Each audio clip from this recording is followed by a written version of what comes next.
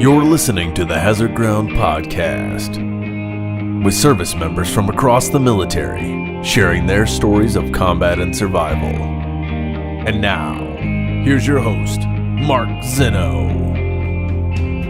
Welcome into the Hazard Ground Podcast. Thank you for joining us. As always, before we get into our guest for this episode, want to remind you guys to please go to iTunes and rate and review the podcast. As a matter of fact, if you're listening to this on a smartphone, you can rate and review while you're listening to the podcast, so don't hesitate. Go to iTunes, rate and review. Doesn't have to be a lengthy rating. Just let people know how much you like it and give it a review as well, because that's going to help us get the word out about the podcast and let others know all these amazing, incredible stories that our veterans are telling to America, and we want everybody to be part of the Hazard Ground Podcast going forward. And without further ado, joining us now on the Hazard Ground Podcast is Marty Skovlund. He was an E6 with a total of 5 combat deployments to both Iraq and Afghanistan. In the 75th Ranger Regiment, that's one of the most elite fighting forces in all of the military. He is now out of the Army, and he is an author as well. His book is called The Violence of Action, The Untold Stories of the 75th Ranger Regiment in the War on Terror, and he joins us on the Hazard Ground Podcast. Marty, welcome. Thank you for being here. Glad to be on the show. Thanks for having me, Mark. We always start out by asking everybody, how'd you get into the military? Why'd you join up? At the time, I think it was just about every reason that a recruiter could possibly give you.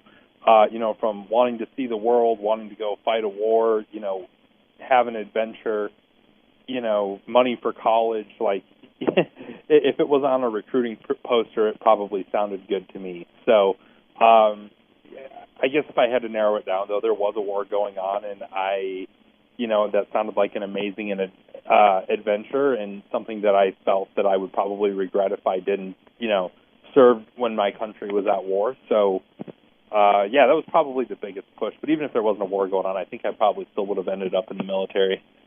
So did 9/11 itself become the impetus for you wanting to do it? So I was a freshman in high school, or maybe I was a sophomore. I was either a freshman or a sophomore in high school. So I didn't have one of those moments where I saw the planes hit the building and then, walked down to the recruiter's office just, because I was too young. And, again, I think that probably was a factor in there. But if I'm being completely honest with myself, I think, again, I probably still would have joined the military even hadn't 9/11 happened. You decided to go in the 75th Ranger Regiment, and that's weird because that you self-select into that. Like, nobody gets picked for it unless they want to be part of it. So, and the 75th Ranger Regiment, for those listening, it's part of the Special Operations community. But in short, this is the premier raid force of the United States Army. Like, that's their main job, is to go in, snatch and grab dudes, go get them wherever the bad guys are. So when you first signed up, did you know that was something that you wanted to do? Yeah, by the time that I actually was, signing the paperwork, working with the recruiter, I had narrowed it down to, yes, I want to be an Army Ranger. I want to go to the 75th Ranger Regiment. If I'm going to be in the military, then that's where I want to be. The whole lifestyle appealed to me. Flying around in helicopters, jumping out of airplanes, doing these daring raids. 17-year-old Marty Skovlund was all about that. So, I definitely knew I wanted to be an Army Ranger. That was the goal. I signed up with a infantry contract that had the Ranger option attached to it. So that was definitely my goal, and spent my entire senior year preparing for that. With the Ranger goal in mind. Well, because it's weird that, there are people who know it. And as you listed all those things, and to the average person and the average civilian listening going, yeah, let me go jump out of a plane. Yeah, let me go just do these dangerous things for the sake of doing them. And oh, by the way, I'm going to be doing them in combat as well. That seems a little bit kind of like off kilter as far as thinking is concerned. But I guess the question is, did you have that kind of propensity for that wild side of yourself growing up? I was really big into the outdoors, so I'd done a lot of kayaking and backpacking and stuff, but I wasn't the kid that was out skydiving, when I was 16 years old. I wasn't like that. I wasn't out rock climbing, partially because I grew up in South Dakota, and there's nothing to climb around here besides maybe, one of the 3 trees we have in the state. So, I guess I was adventurous, but I wouldn't say that I was like this adrenaline junkie either that you might think would be the type of person that joined the Ranger Regiment. And certainly, the Ranger Regiment has plenty of those adrenaline junkies there. But I think I had, and still do have kind of that spirit of adventure, but not so much the guy who's constantly trying to push the envelope as far as, doing the most dangerous things I possibly can. So when you got to Ranger School, did it deliver on all the things you thought it was going to? Because a lot of times you think, yeah, I can do this, I got it, this is easy. And then you get there and you're like, here's the wake-up call. So to get into the Ranger Regiment, you went through what was called the Ranger Indoctrination Program, and today is called the Ranger Assessment and Selection Program. And, when you get there, and that's right after airborne school, so you've already jumped out of an airplane 5 times, you've already done your infantry training. And when, the Ranger cadre pick you up on the last day of airborne school to take you down to the, regiment's compound right there on Fort Benning, it's kind of an eye-opener because all of a sudden you see these guys, just the 2 guys that come and pick you up. It's, they're in their tan berets. They've got that scroll on their shoulder. These guys, they got the square jaws. They always pick the most intimidating NCOs to come do this. And they are, the guys that come and pick you up are the guys who, when you think of a Ranger in your head, this is the picture that you had in your head, And so it's very intimidating. And, of course, these guys, they have their combat infantryman's badge. They've got their jump wings. Usually most of these guys have their master parachutist wings. They have, this full chest of badges on them. And then, they tell you to throw your bags in the truck and then, except keep one of them on your back and we're going to run to the compound. And then you get down there and you get behind the brown fence and it's, it's a real wake up as to, okay, I thought I was in the Army before. I was wrong. This is the Army back here, and immediately they start trying to get people to quit. And it's not.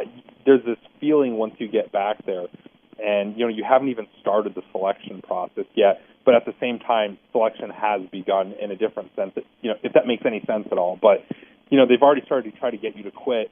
And you kind of realize that the rules that were there in basic training in airborne school and that training environment are not there. You get the feeling that these guys do not care about rules, that they are here to see if you are fit to be in the same, Ranger Regiment as them.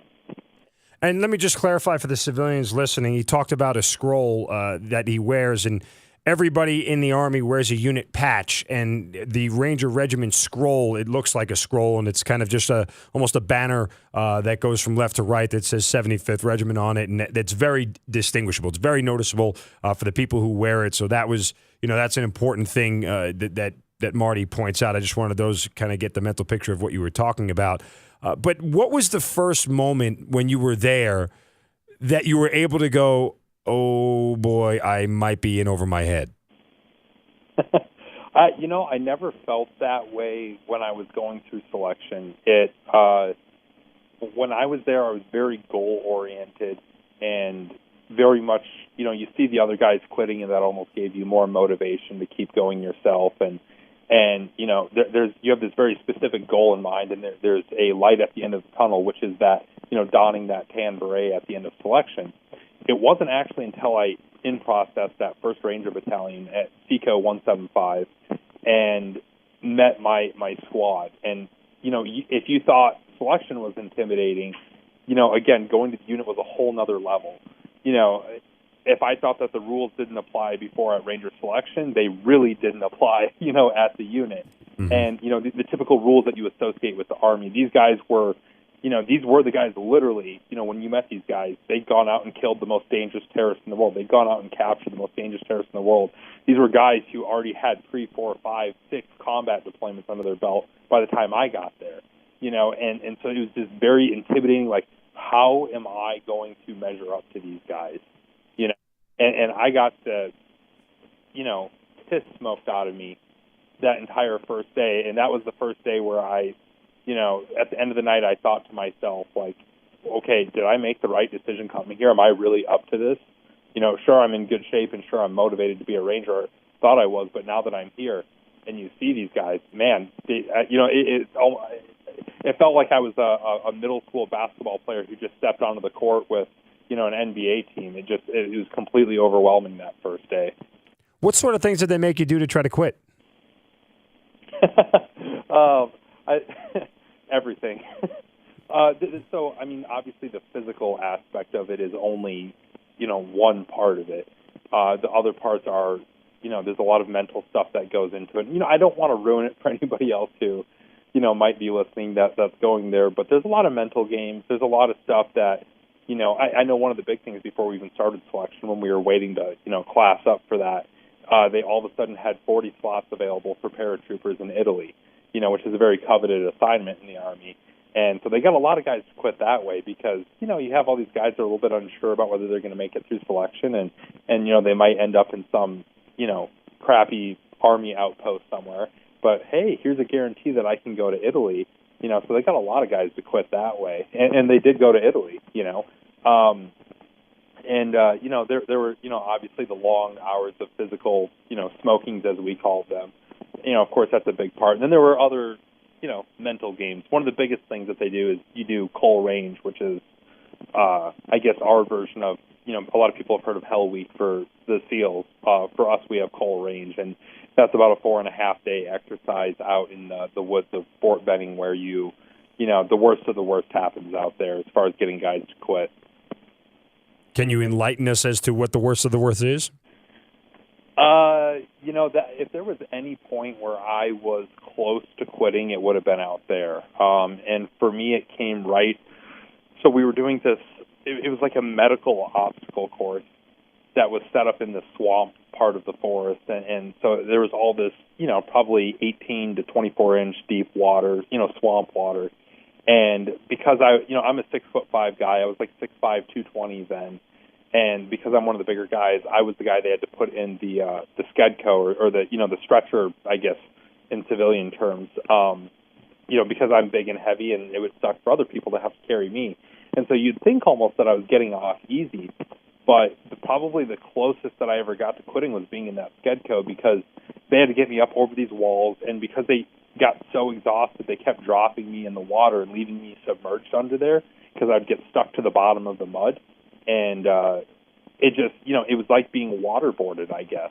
Wow. And you're out there, you're cold, and then you're getting lifted up over these walls. Your eyes are covered in mud, so you can't see what's going on. And you're like, man, if these guys drop me, these guys are already exhausted. They're already dropping me just regularly. Now they got to get me over these different walls and through these obstacles and stuff. If they drop me, I might break my neck or something, And so that was, again, for being just having to basically lie there, I was very close to calling it quits because I was, I didn't know if I was going to drown or break my neck or what. It got very real for a minute there.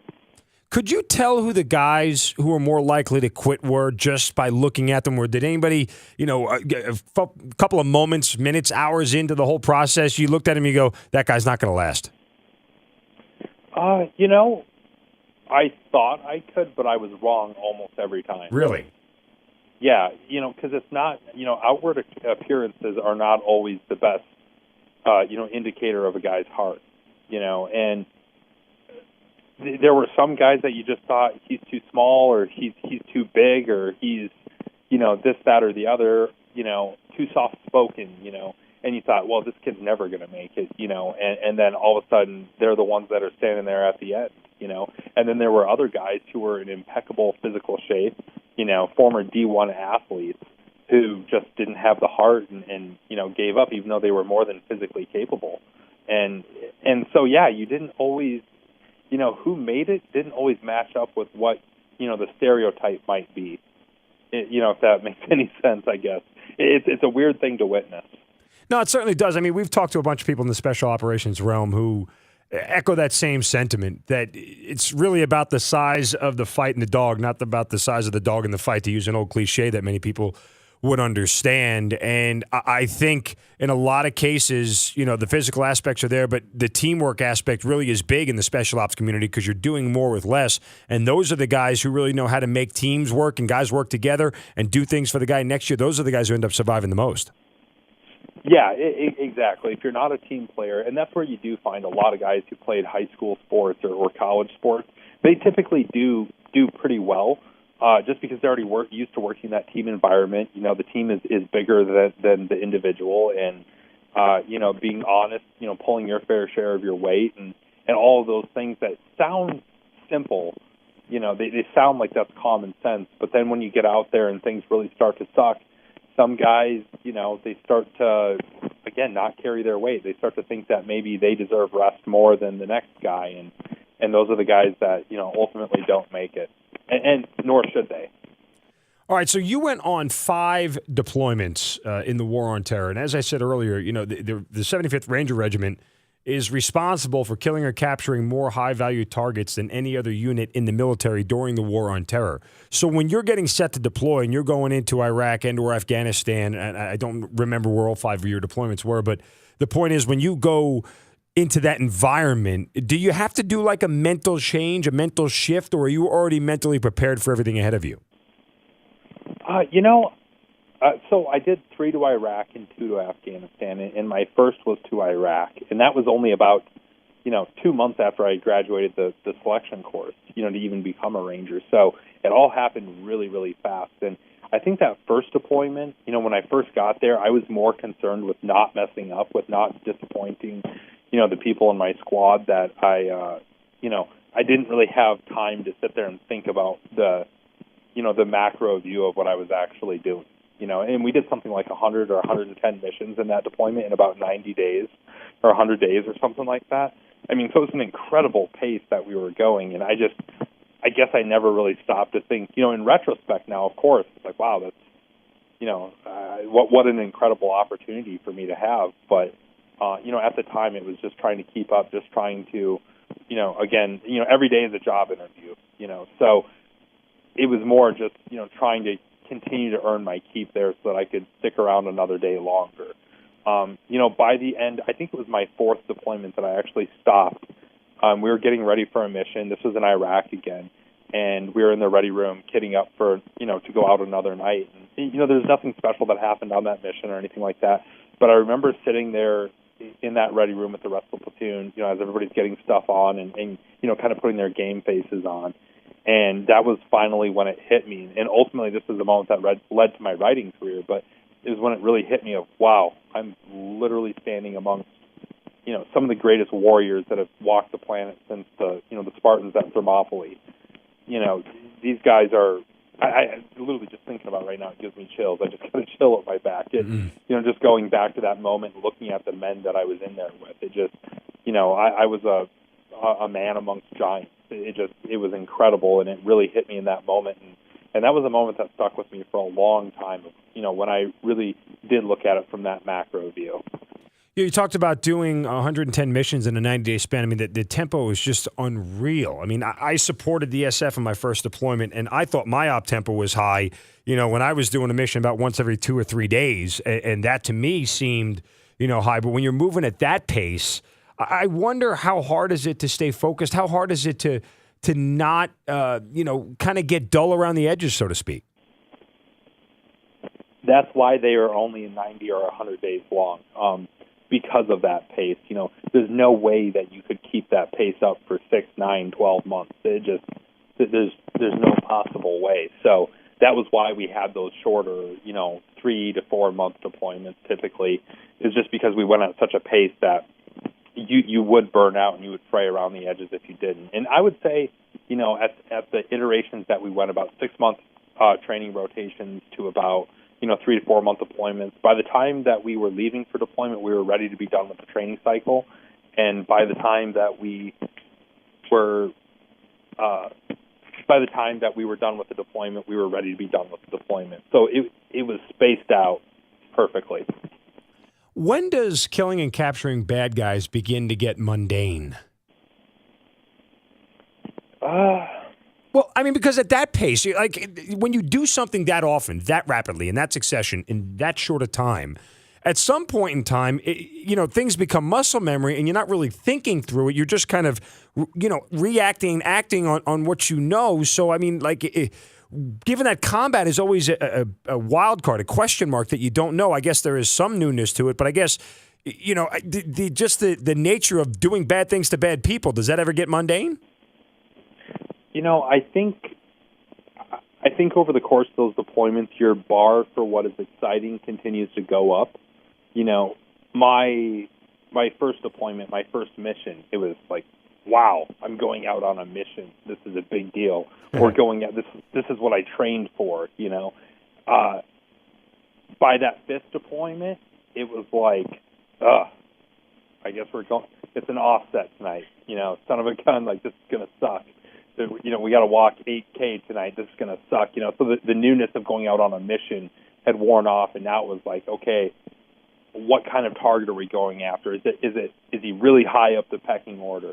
You know, how are we getting? Are we landing on the X? Are we going to be fast roping? Are we, you know, is there rumored foreign fighters that will be there that want to fight to their death? You know, so I think your bar for what gets you excited definitely goes up. The more missions that you do, the more deployments that you do. And I would say that was it for me. But again, too, when I compare my first to my last deployment, that first one, it was just trying to do a good job and trying to prove myself, whereas my last one, it was kind of savoring the moment because I knew it was my last deployment and I knew how I would, you know, I guess I had that knowledge that I would never do anything like this again once I quit.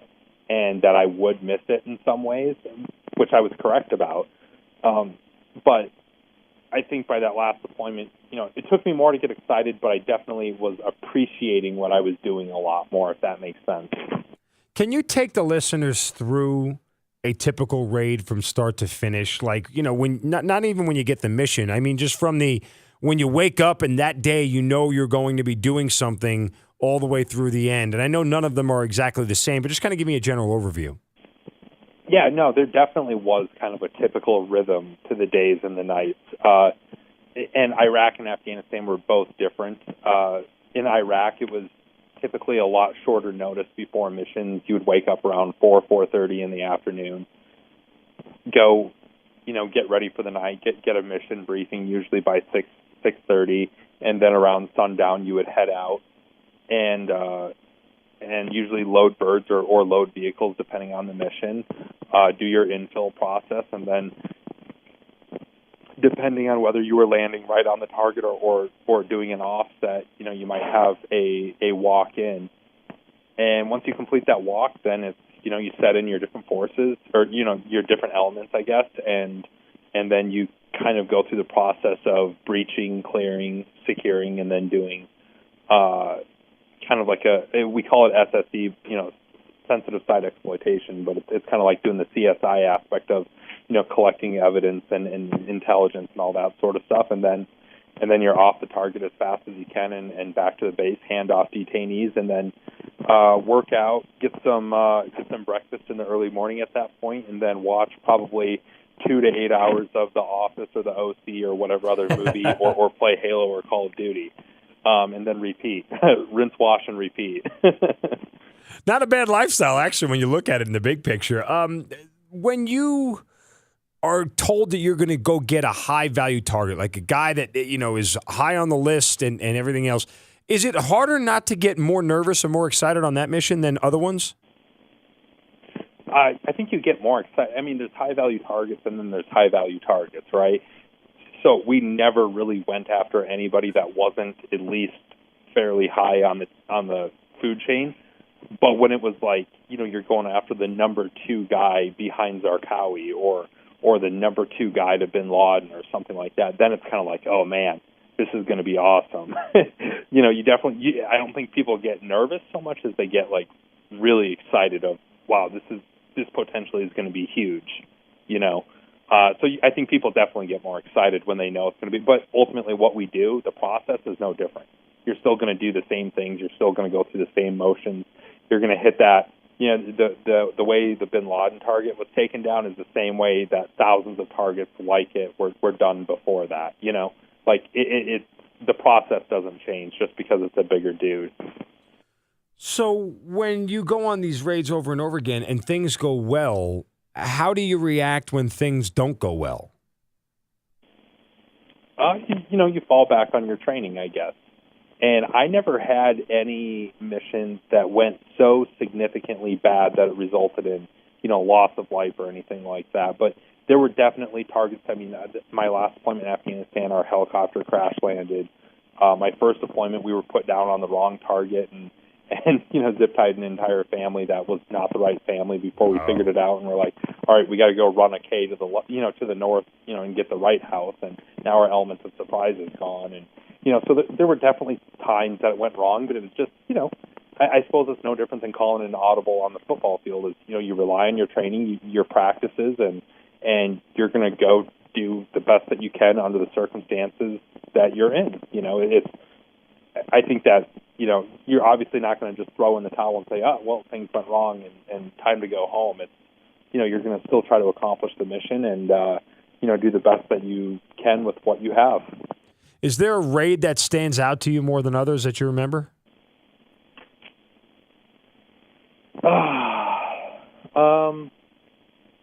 Yeah, there's a few.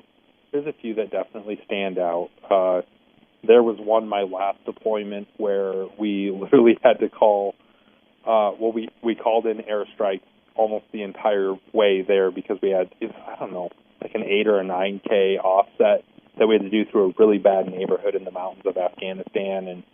And once we finally got to the target, and on the way there, one of the F-16 pilots that was overhead with us mistook us for a platoon-sized element of Taliban moving our way. Ooh. So we literally heard over the radio, hey, you've got, 30 to 40 fighting-age males with weapons moving in your direction.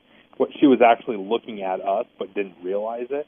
And so we're sitting here like, oh, man, this is going to be a rough night, And it was one of those come-to-Jesus moments where you're like, okay, well, this is going to be something they write books about, or they make movies about, because that is a massive force, to be going up against when typically the military wants 3-to-1 odds, and that would have been 1-to-1. And then we find out 5 minutes later that, oh, yeah, my bad, guys, that's you guys. So. Yeah, that doesn't go over. That doesn't brief for, oh, my bad. Yeah. Meanwhile, I need a new pair of underwear.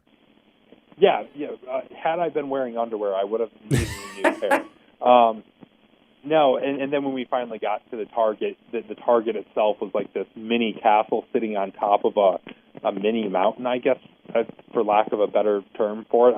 I hate calling it a hill because hill denotes that there was a gradual, incline. This was not gradual. We were literally climbing with our hands and feet to get to the top of this thing, and then, had to clear it, and there was a cow sitting in the living room, and that wasn't so weird, actually. The cow in the living room was actually the most normal part of that entire mission. But that's one that definitely stands out among a few others. But, yeah. Things are bad when you could say a cow in the living room was the most normal part of your given day because, that's just, in general, not normal. But let me ask you this much because, when you do your line of work, and I don't mean that in a pejorative way, but, the line of work you have chosen is obviously to do bad things to bad dudes. And I wonder how moralism works for you. I mean, at what point in time did that stop becoming an issue? Was it ever an issue? And how did you react to it? I think the one thing I'm really proud about with the Ranger Regiment is morals never quit being an issue. It was always holding yourself to a higher standard. It was always, we're not going to sink into this area where it becomes okay to, break rules of engagement or break the law of land warfare or things like that. The regiment prides itself on standards, and they hold to that, whether it's, showing up to work on time during the training cycle, or it's how you conduct yourself on the battlefield. And that's something that to this day I'm still very proud about. There was almost without exception a very high standard for how you conducted yourself. And so there were very few times that I found myself in morally ambiguous situations. And the few times that I did, it wasn't so much about did the wrong person get killed or something like that. It was more of, for example, there was one time on a target in Iraq on my, one of the times I went to Iraq. I forget which one it was, but, this guy had a couple of sons, and he didn't make it past, this guy didn't live past the, the initial clearing of the house because he decided to go for a gun. And anyways, we get done clearing it, and these guys, his sons who are all fighting age males were moved outside, flex cuffs and all that sort of stuff. And, I'm the guy that's got to sit there and keep an eye on them. And, the thing about going after high-value targets is a lot of them are very well educated, so they speak English as well as their family members speak English a lot of times. So I'm sitting here out there watching these guys, and this guy's son, one of his sons, looks up and asks me, is my dad dead? I think I heard shots. And I flat out lied to his face just because I was too much of a coward to tell him that his dad was dead. Literally his dad's in there laying there with his head caved in, and I was too much of a coward to tell him that, yeah, your dad's dead. And I lied to him, and I gave him that false hope that he would, at the end of all of this, be able to go back in and see his father. And, that's something, it sounds minuscule compared to what some guys go through and survivor's guilt and things like that, which, luckily I don't really deal with those issues. But, that's one thing that's always kind of stood out to me of like, wow, I was really a moral coward in that moment. And it's something that I wish I could go back and change, but obviously that's not, that's not realistic. So I think it's very interesting. Like I am literally stunned isn't the right word. I'm processing this because if that is your definition of being a moral coward, I think we all have a lot to live up to going forward. I mean, and the thing is this, like when you do your job, again, I go back to this, when you do your job, that I get why that's a big thing for you because you work with such precision, you work with such accuracy, and every little detail matters. And for that detail to bother you, I sort of get it, but in the big picture, as a person who kind of can see the big picture, to me that's like, wow. Yeah, again, I think it's because you're taught to hold yourself to a high standard, and it's something that stays with you forever. To this day, I measure myself of, what would my Ranger buddies think about what I'm doing right now, and, I think a lot of people think, because we're going out and doing these high-risk, missions against high-value targets every night that you're, stacking dozens of bodies every night and doing also, no, it's not like that. Because we go, and move with such speed, surprise, and violence of action, it's not this constant, of course there's the bigger battles that did happen, of course. But that's not every night. Every night is you're moving with such precision, with such surgical precision. There's nights that where literally the bad guy is woken up by a nudge from your muzzle, because you cleared the entire house without waking a person up. That's the kind of precision that we had, during those deployments, and it's really kind of awesome to think about. But yeah, it's I guess if you bring up morals, I didn't struggle with a lot morally with what we were doing, but it was some of the small things, I guess, that got to me. Did you ever reconcile in your head why you lied? I thought of, when I do think about it, I do, I don't know what that answer is, and I'm not sure. Again, outside of just straight up moral cowardice, just being too much of a coward to tell this kid, this 16, 17-year-old kid that his dad was, dead. I just, which is something that, how many doctors across the nation or paramedics or whatever have to tell a family member that their family member is dead?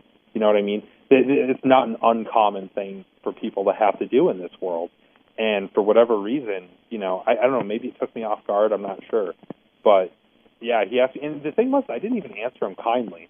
I answered him kind of with a snarky, sarcastic, no, shut up, I'm sure I told him to shut up or shut the F up, I don't know. Well, I don't know. What's crazy is that, to me, and forgive my Psych 101 analysis here, Marty, is that, there is a moment of compassion in a situation where nothing is compassionate. Like, really, I mean, you're in the middle of combat, you're doing, again, bad things, and taking people off the face of the earth. And there was a moment inside you that said, you know what, I don't want to deliver bad news to this young man. And you call it moral cowardice. It wasn't that, though. It wasn't that I was saving him, the bad news. It wasn't even that. It was literally just me being an asshole. Okay. There was no higher calling there when I told him that his dad was still alive. It was me being an asshole. And there's no way to get around that. There's no reason for me to lie about it now. There was no silver lining to what I did there. It was just a morally coward thing for me to do. When you look back at your time in the regiment, that moment aside, was there anything else that stands out to you as a moment where you were less Ranger than you were supposed to be? Oh, as far as less Ranger than I was supposed to be, yeah. I mean, if we're just talking straight up Rangering skills and not morals here, yeah. Oh, man. So I am not the poster boy for, the guy that is going to be in the Ranger Hall of Fame. I was a guy who struggled every day that I was there to keep up. I was mediocre on a good day, I would say, as far as being a Ranger goes. Literally, a lot of these guys are the best in the world at what they do. And so many of the guys that I served with are now doing things that nobody will ever know about. They won't be doing podcasts anytime soon, to put it that way. And that's the caliber of person that you're serving with. And I was very aware of the fact that I was not the guy that was going to bring everybody home. You know what I mean? Right. I was doing my best every single day, and I put everything I had into it. But I definitely was not the hero of the battlefield or the best Ranger that served during that time or anything like that. And there was plenty of mistakes that I made. I wonder, because you're not supposed to and not allowed in certain cases to talk about some of the things that you experienced and that you did, how much of that is hard to kind of continue to carry with you? I mean, not that I would think like it's an emotional burden per se, but you're kind of living this double life almost. I don't know. I guess I never thought about it that way. It didn't feel like a double life. The people that were close to me knew, that we were going overseas and, that we were a special operations unit and that sort of stuff. And, there's always going to be details that don't need to be talked about. And of course, there's always, especially while you're actively serving, there's operational security, and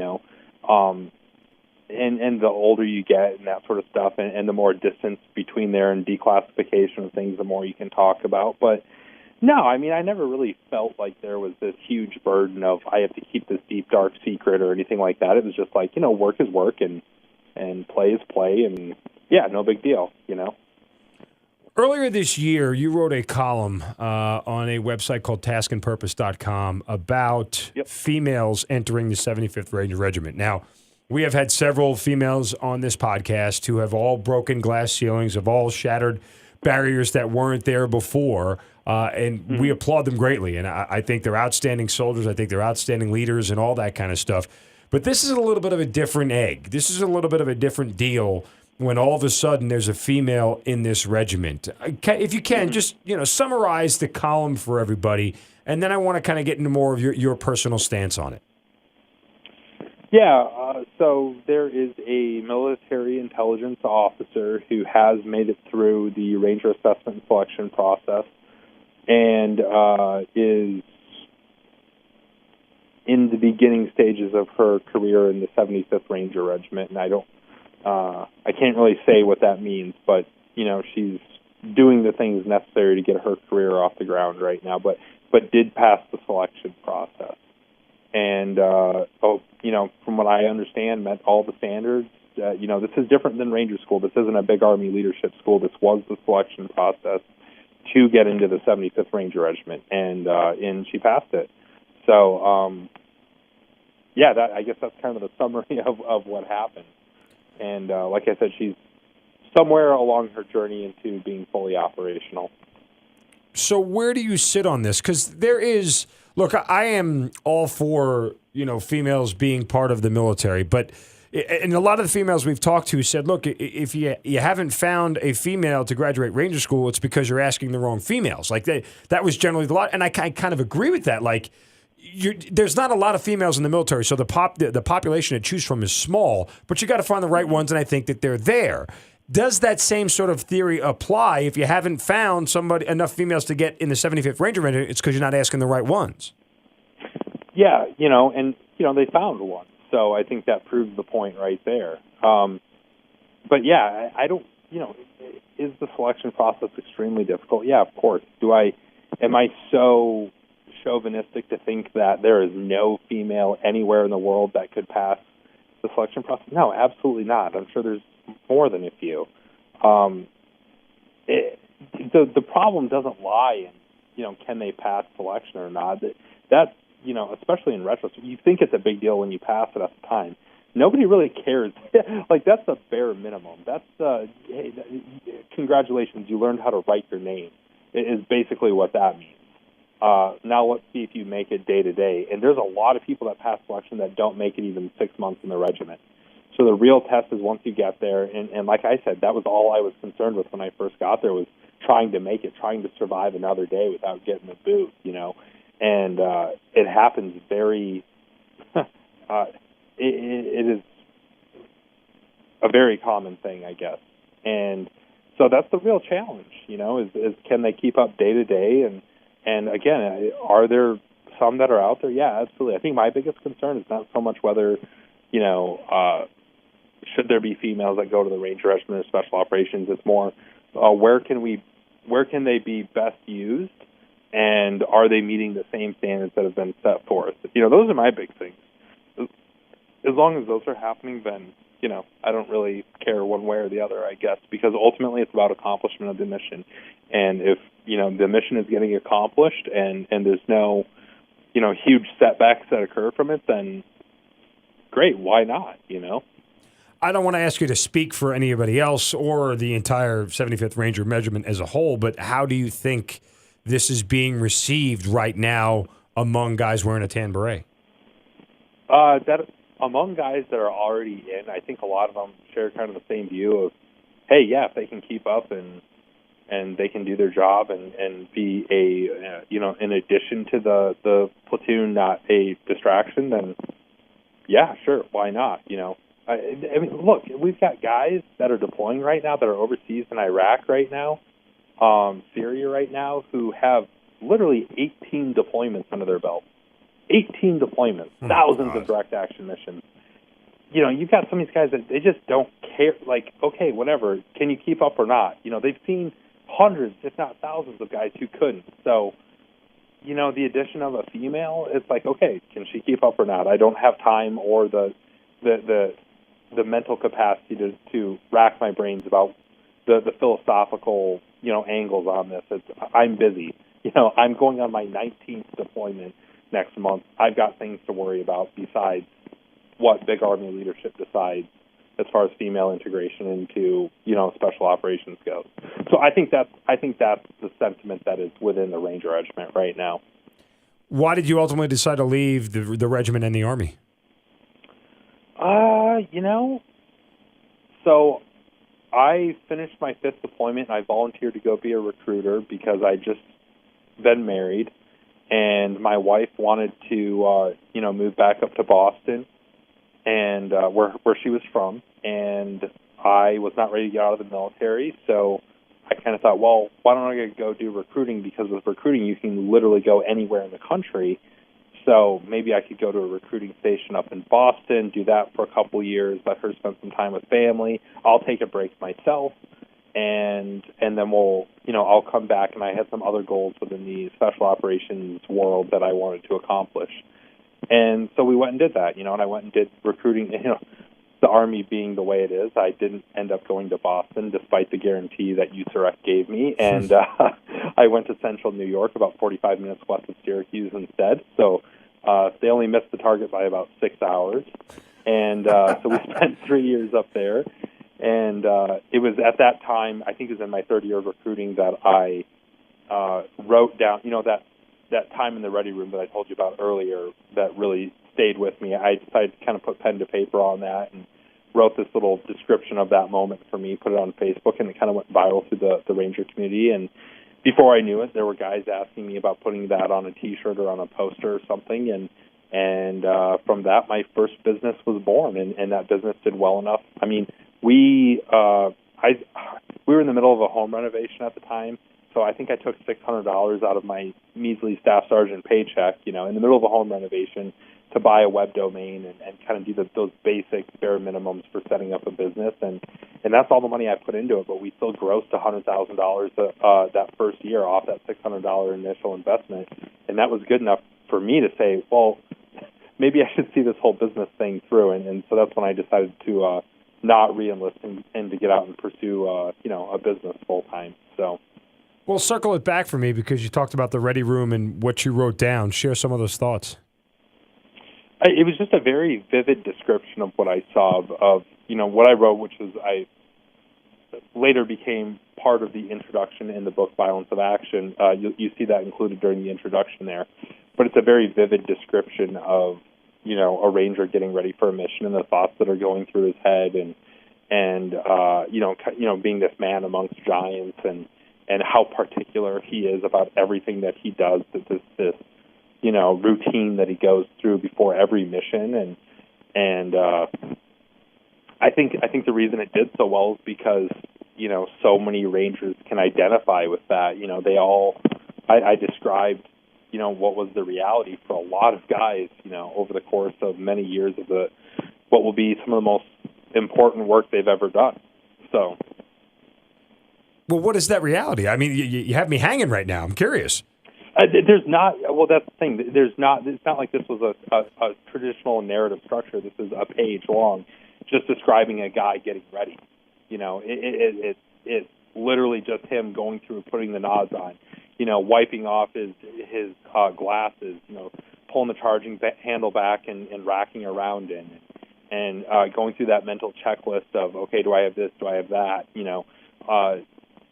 The places that are worn on his uniform, and it's a very descriptive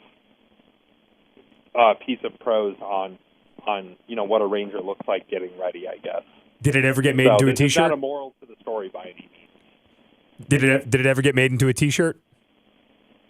I never did a T-shirt, but I did put it on an art print that we had worked with a graphic designer on to make this really great print on, and so we sold it as an art print, and then later, like I said, it became one of the opening pieces of Violence of Action, which I thought was a very fitting way to set the stage for that book. Well, tell me more about the book. Obviously the impetus for writing it, and you talked about the introduction, but what other things are in it? So the book, I'm pretty proud of it, and it was at the beginning of my, I guess, career as a writer, now a career, but at the time I was just feeling it out. So, yeah, of course, there's certain things that I think I would have done differently, but the book covers from September 11th, 2001 to September 11th, 2011, the exploits of the 75th Ranger Regiment as told through about 40 different people's own experiences. So I think we've got about 36 Rangers, a Gold Star mother who lost her son on his 14th deployment as a Ranger. Oh. We've got a Ranger wife that also wrote a piece in there, as well as a military intelligence guy who supported our task force overseas. So we have 3 non-Rangers in there as well, but they're, I think, very pertinent to the story. But the rest of them are all Rangers, and they cover everything from what it was like to jump into Afghanistan, just a mere couple weeks after 9/11, and spearhead that whole thing, and all the way up until 2011, when you're kind of in the dog days of Afghanistan and this never-ending war that we seem to have found ourselves in, and everything in between: big missions, little missions, hostage recoveries, the raids, guys getting shot, guys getting killed. There's some very philosophical stuff in there, like what it's like to kill a person the first time that one of the writers wrote about, and then there's also kind of some lighthearted stuff in there about just some of the funny stuff that happens on deployment, like clogging one of the toilets up over there with one of those massive MRE protein powder turds that you get over there. So it's everything, it's all encompassing of the Ranger experience during those first 10 years. When you hear the other people tell the story and you write about the stories, how much of that vision syncs up with exactly how you feel? I think we're all kind of cut from the same cloth. And for that reason, although there's a lot of stuff that's in there that I didn't experience, because, look, my first deployment wasn't until 2006, and we'd already been at war for 4.5 years at that point. So, of course, there's stuff at the beginning, what it's like to invade a country. Like, I don't know what it's like to invade a country and what it was like to jump into Iraq or what it was like to jump into Afghanistan and do that sort of stuff. So that was really interesting for me to read about. But at the same time, talking to these guys about this stuff was all very familiar. It's all very, even though the time was different or the mission was different or the circumstances were different, it all felt very, very familiar just because, again, like I said, we're all cut from the same cloth and think about things in very similar ways and have the same sense of humor and yeah. So what do you take with you from the regiment more than anything in the second phase of this phase of your life? Incredibly high standards for myself, because there is, like I said, there are better men than me that have worn that tan beret, and there are better men than me that are now no longer with us. So I think that whatever path that I take in life, which, currently is, being a father, a husband, a writer, and a filmmaker, I think that I am charged with, due to my history as a Ranger, I owe that title nothing less than to give my current endeavors everything that I have, 110% and then some. And I think that is what you take away from the regiment, is this incredibly high standard for excellence that you feel guilty if you're not doing your best on any given thing. And there's definitely been a lot of long nights for me trying to get stuff perfect and pursuing that standard of excellence. And you don't always get there. You still make mistakes, and the reality of that is there. But you know that you have a title to live up to, and you're going to do your best to do just that, to live up to it and live up to the people that share that title with you, because certainly they are better. They're better than me there to share the same title as I do, and I need to do them justice. Well, I can tell you, everybody listening believes that you have done everybody justice. You've done us all justice, and certainly your time in the uniform, more than anything, has done you justice. Again, the book is called Violence of Action, The Untold Stories of the 75th Ranger Regiment in the War on Terror. Marty, thank you so much for your time and certainly your candor and your honesty and just sharing your story with us, man. I mean, I'm proud to have served with you. I know you're onto different and better things in life, but certainly, I just from putting the uniform on for as long as I have, I know a lot of this stuff will never leave you, and you'll always be a Ranger at heart, and for that, we always thank you. Thanks for having me on. I really appreciate it. You've been listening to the Hazard Ground Podcast, hosted by Mark Zeno and produced by Matt Pasquarella. If you have an interesting story to tell and you'd like to be on the show, send us an email at hazardgroundpodcast@gmail.com. And if you like the show, don't forget to subscribe, rate, and review on iTunes. Thanks for listening. We'll see you next time.